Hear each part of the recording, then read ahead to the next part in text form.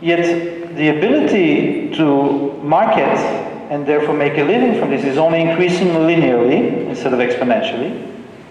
And that money is captured exclusively by the owners of these platforms, right? So there's a promise in peer-to-peer, hyper-productive, people choose their passions, people are free to adhere, but within the society it creates an issue. So what I would say, using my language, is we need to go from extractive forms of capital to generative forms of capital. We need forms of capital that co-create the commons and create livelihoods around the commons. Does that make sense? Right? Okay. So then we have a third layer in this what we call peer production, commons-oriented peer production. And they have foundations. The WikiMedia Foundation, the Linux Foundation. So what do they do? This is very important as well. This is also a real innovation. How does a traditional NGO think? A traditional NGO thinks in terms of scarcity.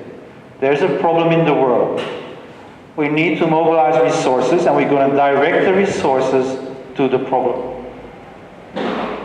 How does the WikiMedia Foundation think? We want to make universal encyclopedia available to all of humanity. We know there are enough people in the world who want to contribute to this.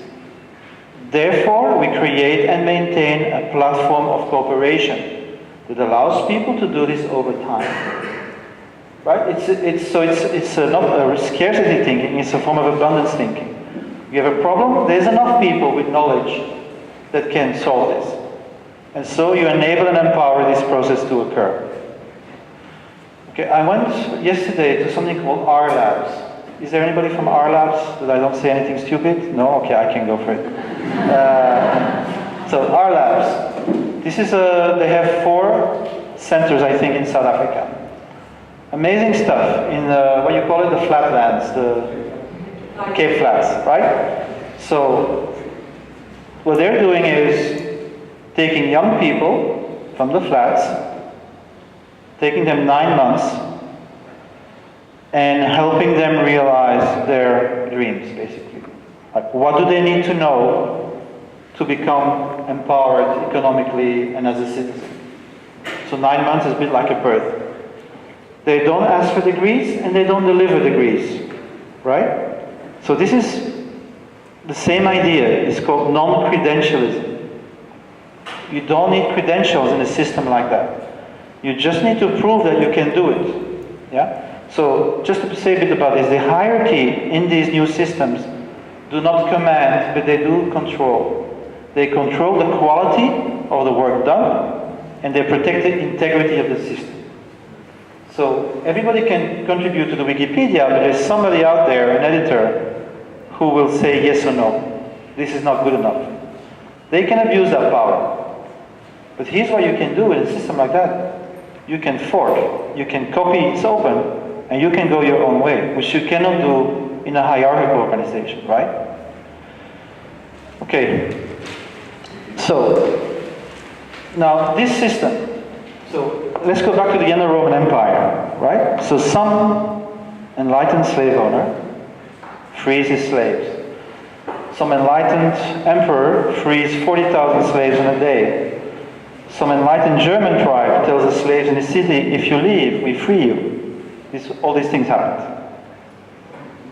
So these are exemplars, right? And when they work, other people start emulating these solutions, right? So here's the paradox.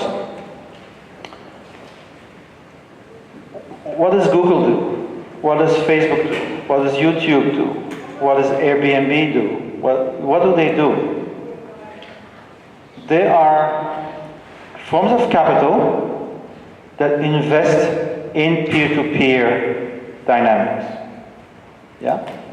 So Uber does not produce cars, does not pay taxi drivers. What it does, it puts together, enables people who need a ride and people who offer a ride. Right?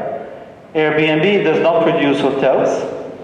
It enables people who need a place and people want to rent a place. Google does not produce documents. It enables us to find each other's documents.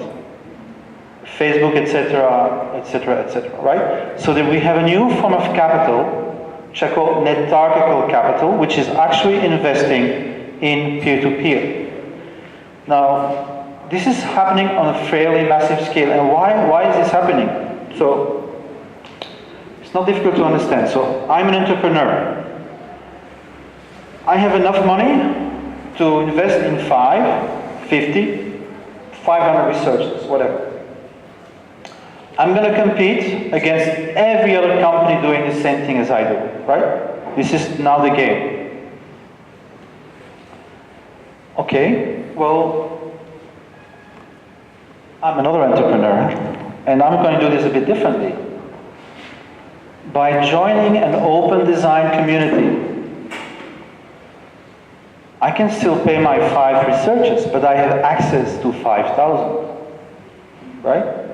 So I'm going to be hyper competitive compared to a company that doesn't do it. So we're seeing a shift, for example, today, if you want an investment for software in California, you better have an open source policy, because they won't give you a penny if you don't have.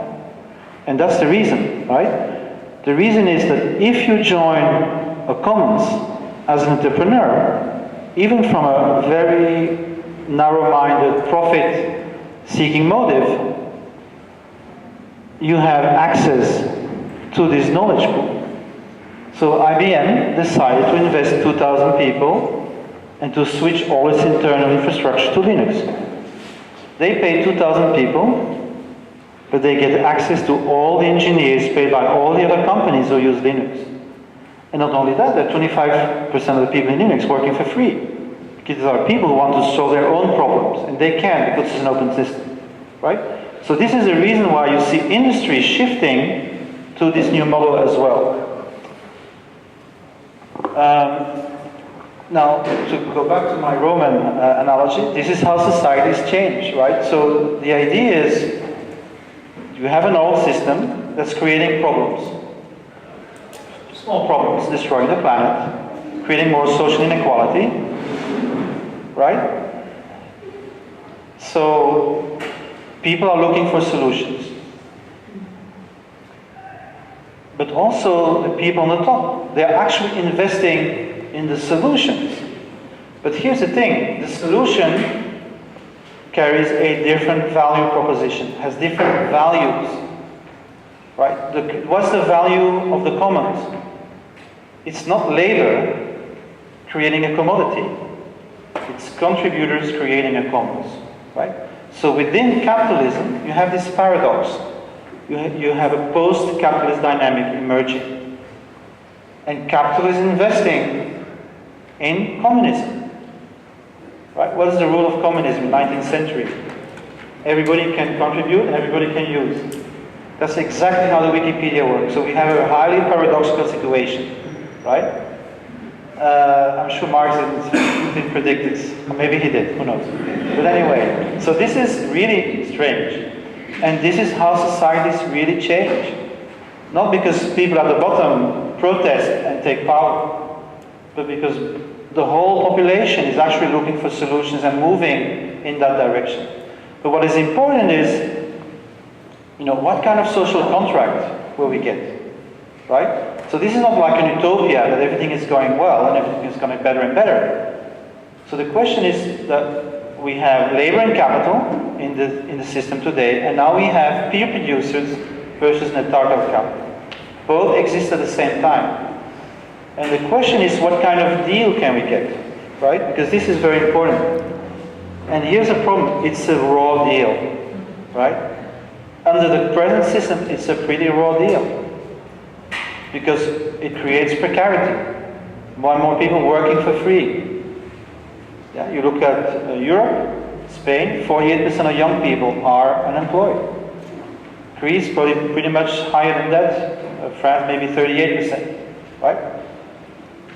But here's also the thing, and so this brings us to the political world. First, I want to say the following.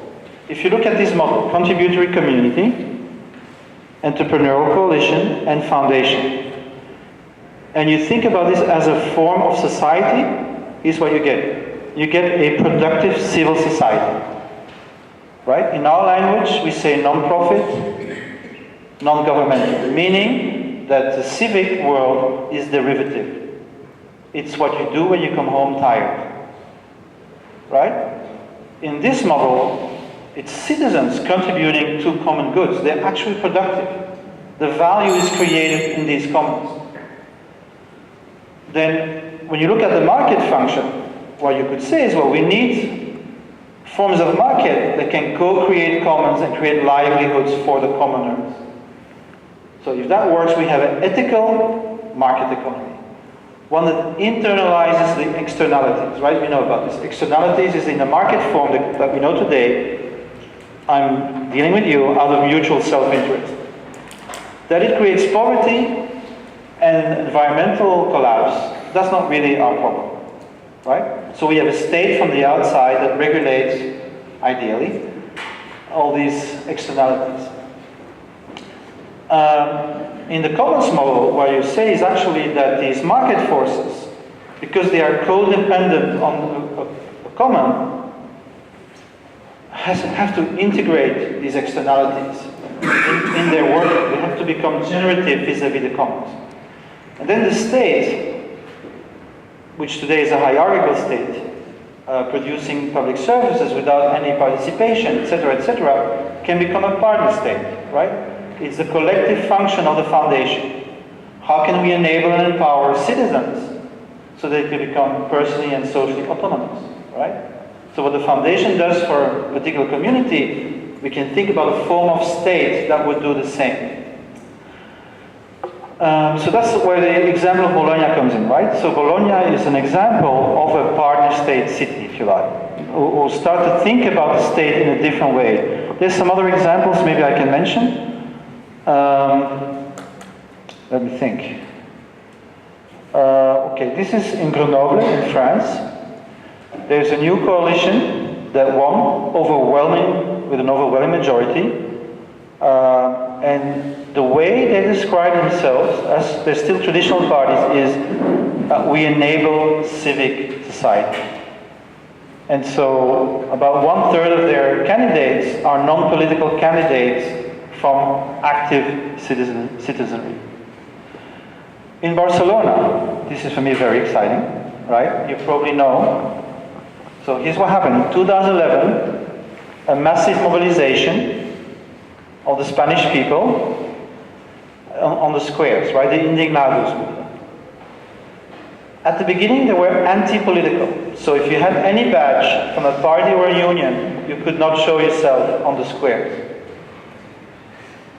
But these squares were a first example of the peer production of politics. The way they were organized is the same way that open source communities are organized. So that is the culture that was at work there. Okay, so they were anti-political, so you have elections a few months later, and they all stay home, because they don't believe in politics. What happens? Well, the most vicious right-wing government that is totally anti-commons and anti-peer-to-peer. They slashed a very heavy tax on renewable energy. You have to pay up to 14,000 euros a year if you have solar panels on your roof. Making crowdfunding very difficult. So you can't finance yourself without the banks, right? Of course they gave, I don't know, $80 billion to the bank as well, to save them from bankruptcy. So this is what happens if you don't take care about politics, is that politics takes care of you, right? So all these people went back to the neighborhoods and started organizing themselves with a largely commons-oriented point of view. And then they decided to organize politically. And now they won the elections. So Barcelona en Comú is the first political coalition that actually uses common-centric language and that actually won the elections. So from my point of view, this is pretty good news.